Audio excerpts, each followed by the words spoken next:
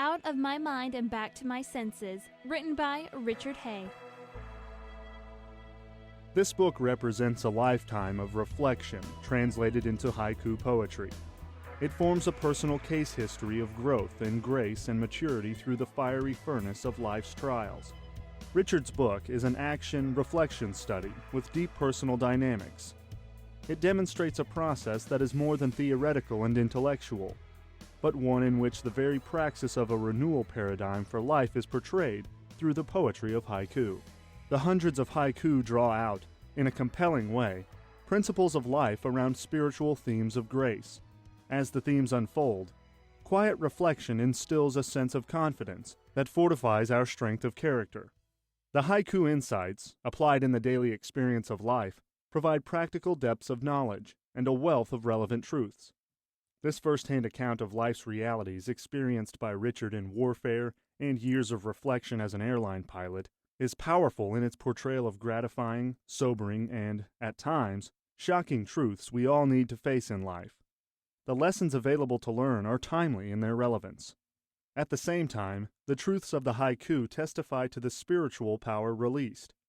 The themes carry a strong resurrection motif. By coming to terms with the barrenness of life's mistakes, loneliness, and grief, a new life emerges through the grace of God's power, as the truths contained in the haiku translate into applied reality. The haiku draw conclusions and practical suggestions for the wide variety of life's challenges presented by a person who has passed through the fire, glimpsed death in the face, and survived to tell his story with recommendations in haiku poetry that we cannot afford to ignore. This book of haiku poetry represents a significant point of personal transition in Richard's life and service to the community, both professionally and in the church. It portrays a profound understanding of the paradigm of transformation available for renewal in the midst of loneliness and grief. In our contemporary preoccupation with success based on effective methods, this book is a powerful testimony to the effectual grace of restoration in the Spirit of Jesus Christ. If we have hit the wall of unsupported grief in our life, we can, like St. Paul, thank God, who, in Christ, always leads us in triumph by taking his truths conveyed so magnificently in this book and making them live. It gives me great pleasure to endorse this book. It will edify as well as instruct, and contribute to the renewal of all who discipline themselves to daily reflect on the truths in the haiku and then apply them in daily interactions with people at all levels of society. Reverend Dr. John R. Howell, Executive Chairman, Transforming Leadership Incorporated. Empty of self-thought, I am the Holy Grail, through which the Father flows.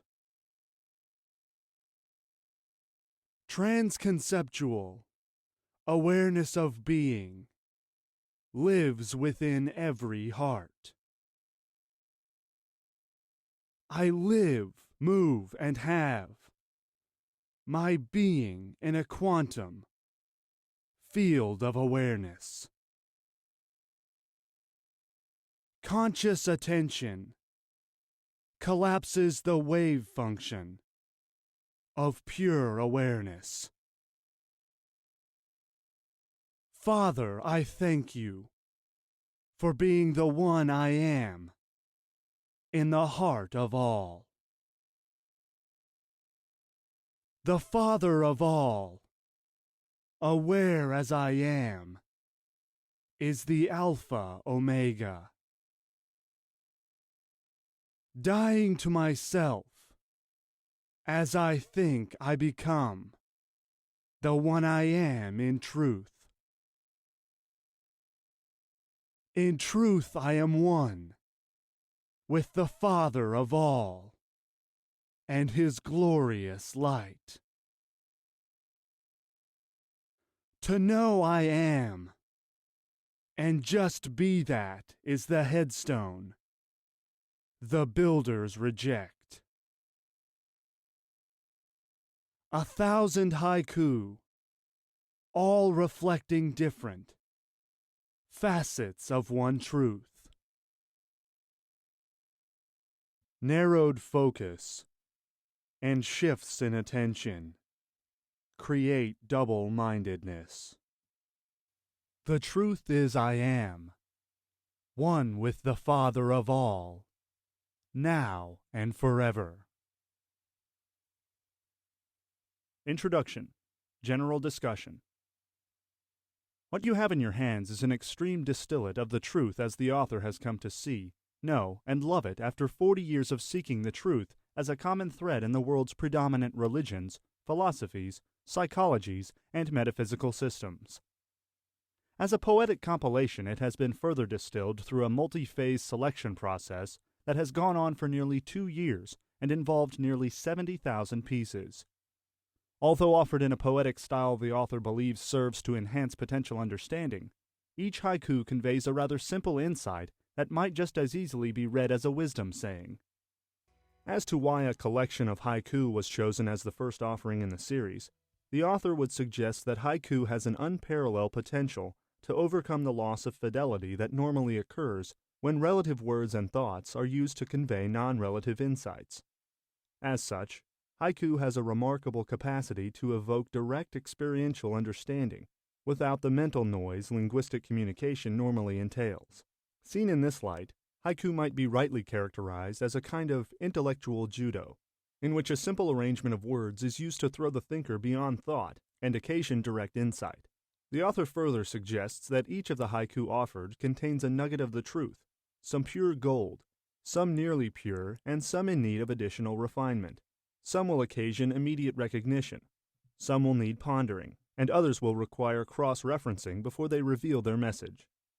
The best, at least traditionally, will be those that evoke a surprise, a smile, a laugh. Still others may require extensive contextual correlation with the background information provided in the appendices before they surrender their insight. Of course, an individual reader's response to any particular haiku will depend on his personal experience and perspective. Even so, each should contribute to a degree of conceptual triangulation that may serve to expand the reader's mental box, upgrade conceptual software, and facilitate direct seeing. What's the payoff? Despite the author's obvious enthusiasm for haiku, the reader may still be wondering, why should I be interested in a book of poetry, let alone Japanese poetry? Or even more pragmatically, in the words of a young friend, what's in this for me? Well, the answer is simple. You are. For what this rather extensive compilation offers, and the author does not believe he is overstating the case, is a very real potential for a quantum leap in self-knowledge, and with that, the accompanying joy and inner peace that any such growth promises. For those of a more pragmatic bent, this collection of haiku offers an extreme condensation of 40 years' worth of study and research that has already been accomplished for the reader, if and when he is inclined to apply himself to the more fundamental questions of life we all came to answer. Seen in this light, the humble nuggets of truth this work offers might rightly be characterized as cliff notes of the spirit. Why haiku? Although alluded to in less detail above, the following response to a friend's query as to why haiku is offered for the additional insight it might provide. 1.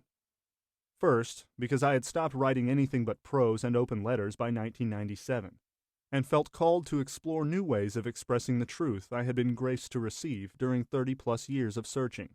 In this regard, and having once read a small book of Japanese haiku belonging to my mother, it occurred to me that haiku might just be the alternative mode of expression I was seeking. I was not wrong. 2. Secondly, because I discovered that writing haiku was a wonderful way of distilling ideas to their essence, clarifying related insights and fine-tuning conceptual understanding. I also found haiku's potential to evoke an immediate experience in another quite extraordinary. As such, its potential fidelity as a means of interpersonal communication is unparalleled in my experience. 3. Thirdly, because haiku does an outstanding job of achieving the objective the following metaphor attempts to describe. Coin balancing. Although we cannot fully define an absolute state in relative terms, we can use analogies, metaphors, and similes in an attempt to evoke or recall a direct sense or perception of that state. Thus, if I have an experience I wish to share, I can use a metaphor to indicate what it felt like with the hope of evoking a similar feeling in another. This is the verbal equivalent of having someone balance a coin to convey what balance feels like. This is because balance, as an absolute or non-relative state, cannot be captured in words, yet can be known as a direct experience. Thus, by moving a coin back and forth through its balance point, while progressively reducing said movements, one may get a feel for almost balance. Then, suddenly, as the coin comes to rest, perhaps a direct sense of balance, as a non-relative state, may be experienced. Title note. Also worth noting for the context provided is that the working title of the original work was What is Truth? The One That Sets You Free. With a decision to switch from a full-blown anthology as a first offering, however, a significant number of other titles were considered before Out of My Mind and Back to My Senses was selected. The following two near misses are mentioned for the synoptic insight they clearly offer. 1. Super Strength Truth in Easy-to-Swallow Capsule Form. And 2. Thinking Myself to Death. Potential listening strategies. For those listeners who may still feel poetically challenged, as the author himself is with respect to many poetic forms, or, perhaps, those who feel daunted by the philosophical, theological, or intellectual implications of the material, the following strategies are offered as frames of reference the listener might find useful in recognizing the common thread the haiku individually and collectively reflect. 1. Use the other haiku before or after for potential contextual help. 2. Seek the common thread that each haiku expresses as a particular or unique reflection of the one changeless truth in which we all live, move, and have our being. 3. Seek to see how things are the same rather than different, and so use the mind's discriminative faculties to build up rather than break down. In other words, try to see how things fit together rather than come apart. 4. If you still don't like the idea of hearing poetry, let alone poetry with the mysterious quality haiku sometimes has, try listening to each as if it were prose, as a saying or notable quote. 5. Correlating individual haiku with the foundational scriptures referenced in Appendix F might be an excellent approach for many Christian listeners, and the reason they were included. Note, for those interested in specific examples as to how these strategies might be applied, please see Appendix G. Disclaimer. The author would now like to suggest that neither he nor anyone else can tell the reader any truth he does not already know at some level of his being, conscious or unconscious. For if not, he would have no way of recognizing truth when he saw it reflected in outer words, thoughts, and ideas. This is why truth speaks directly to those whose spiritual eye is no longer subject to and blinded by an endless stream of relative words and thoughts. Truth, as such, is inwardly discerned, self-evident, and in no need of outer defense. In fact, the only thing that ever truly needs defending are partial conceptual positions held relative to the truth, and those who unwittingly identify with them. Closing note. In closing, the author would like to say that after penning a massive number of haiku in the last 8 years, some much more finished than others, and many variations on the same theme or insight, that the haiku contained in this collection are all honest attempts, not only to convey, but more importantly, to evoke direct insights into the ultimate truth of being, which they, with varying degrees of fidelity, reflect. Having said that, he now leaves the listener with counsel Thomas Merton once gave in a book entitled New Seeds of Contemplation. As soon as any thought stimulates your mind or your heart, you can put the book down because your meditation has begun. The center of one's conscious attention is both an altar and throne. Chapter 1. In the beginning was the Word.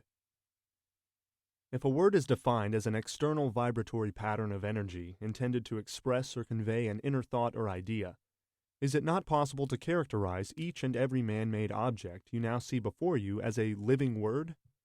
For is not each such object simply a recurring pattern of physical energy that expresses an inner idea that once impressed another person's mind?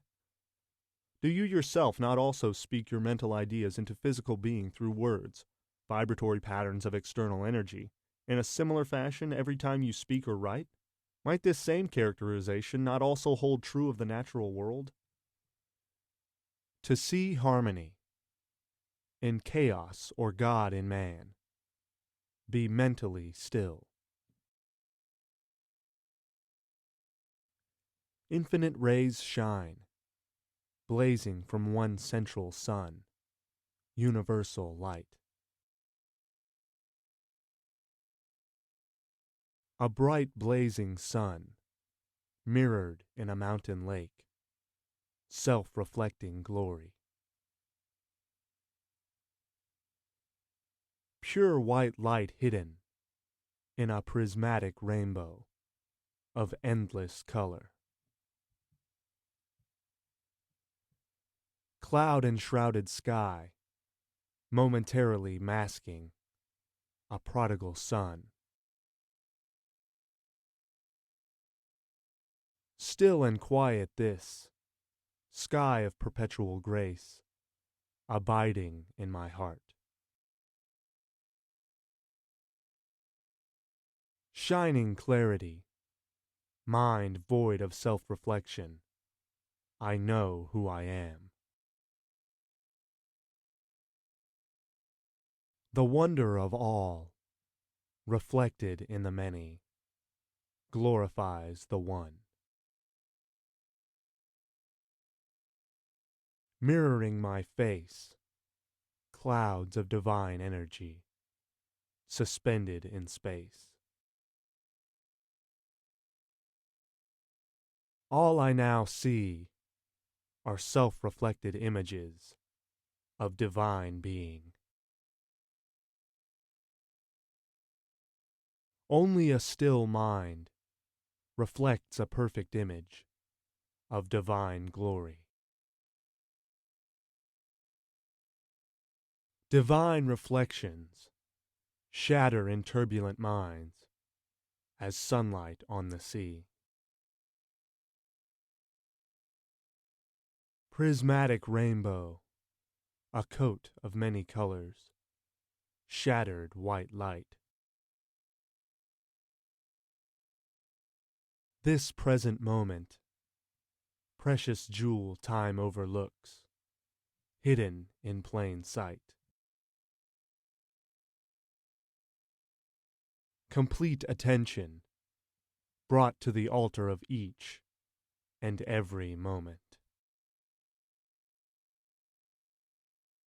This holy moment, awareness knows sensation. Consciousness is born. Moment of fullness, perfect in every way. What have I to add? A moment in time, a slice of eternity, present here and now. Self-reflecting one, put down your mental mirror and remember all. Through a glass darkly, the seer cannot be seen in the way I am. Relative mind is a self-reflection of the awareness I am. A fatal case of mistaken identity, this being human. Self-forgotten one, so tangled up in daydreams of being awake. Buenos Aires street, another dreaming wayfarer, lost in the garden. Tangled up in thought, a stranger in a far land, subject to nightmares. Echoes of the past, giving rise to present ghosts and future specters. Worshipping the past, imagining the future, missing the moment. The good and bad thieves, of the future and past are stealing the present. A mind divided between future and past is self-crucified. The little worm of doubt that relative thought spawns eats away at faith. Entertaining doubt reduces the mental space available for thought. Caught up in details, a web of my own weaving, lunch for the spider. Self-fixated thought, fearful in the face of love, lost in illusion. A mental firestorm of dark possibility, thought into being. Self-centered thinking causes such unhappiness, bedeviled by thought. Constant resistance, kicking against worldly pricks, self-inflicted wounds. Hell is in your head, heaven is in your heart, and love is everywhere. Once again caught in the pincers of time and space, coal-bearing diamond. Pit of my despair, dung heap of mental refuse, digging for treasure. Auger of desire, sharp cutting edge of despair, bursting into light. My soulful anguish, midwife to eternal glory, cosmic labor pains. Clearing inner space of emotional garbage and toxic mental waste. I am now called to resurrect divinity from the tomb of matter. Called to arise from the ashes of my selfish ways and know who I am. Each soulful failure brings us one step closer to spiritual success. Standing lonely watch in the dark night of my soul, awaiting the dawn. Here in the silence, ever so still and quiet, I see my own face. O heartfelt stirring of insatiable desire, bursting into light. Holy cloud by day, a pillar of fire by night, divine comforter. Heart of compassion, blooming in a desert of self-centered thought.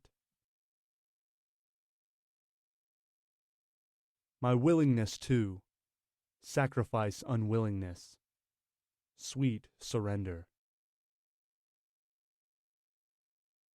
A stream of pure joy in a still and silent heart, a river of life. Bubbling inner joy, living water from a rock, overflows all doubt. Playful old puppies, she frolics, he gently paws, love in furry coats. One's caterpillar nature must die to give birth to the butterfly. A basement cricket, competing with my daydreams. Who is more alive? Soft chirping chorus, surrounding blanket of sound, covering silence. Ambulance passing, lights flashing in the night, life in the balance. A full moon setting, bus ride on the way to work, minding the moment. Standing by the road, rush hour traffic heading home, going nowhere fast. Cloud enshrouded moon, cool breeze on the motel steps, waiting for the bus. Waiting here at the Motor Vehicle Bureau, practicing patience. Overbloated house, swollen with self-importance, bellowing bullfrog. Clanging pots and pans, startle my thoughtful repose, another wake-up call. Liquor store bottle, easing with forgetfulness, my soul-sick sorrow. Solitary bloom, last among the leaves and thorns, awaiting the fall. Floating dandelion, seed softly lighting upon an ungrasping hand. Leaves draining of life, from green to yellow to brown, returning ashes. Sitting on a bench, palm trees, evergreens, and intangible silence. As wind and waves move, an uncontrolled rudder, so circumstance moves man. Life turns to ashes when I listen to the false witness of my mind. Born of ignorance and nurtured in the womb of carnal deception. All carnal concerns arise as temporal waves on a conscious sea. Slowly drifting off, thought and feeling fall away, practicing my death. Get into the gap between this thought and that, and awaken to life. Being consciously aware as I am is the essence of all life. At the heart of all is the witnessing presence of divine being. Over and over, an ancient battle rages, different faces. Transmuting ego, led into spiritual gold, is suffering's job. Asleep on a sea of divine life, light, and love, dreaming of chaos. As a moth to a flame, so I am drawn to truth's all-glorious light. The light of conscious awareness I am blazes from one central sun. Ever wonder why the personal pronoun I is capitalized? To win the game of life, I must lose the game of me, myself, and I. Uncle Joe's Richie Be Still was divine counsel of the first order. I have fallen fast asleep, yet dream of being consciously awake. Relational thought divides conscious awareness into warring camps. Peace is the absence of mental self-division in the heart of man. Loving the truth with all one's heart, mind, and soul brings exceeding great joy. Overflowing joy is the reward of those who love absolutely. The human mind is a mental house divided by relative thought.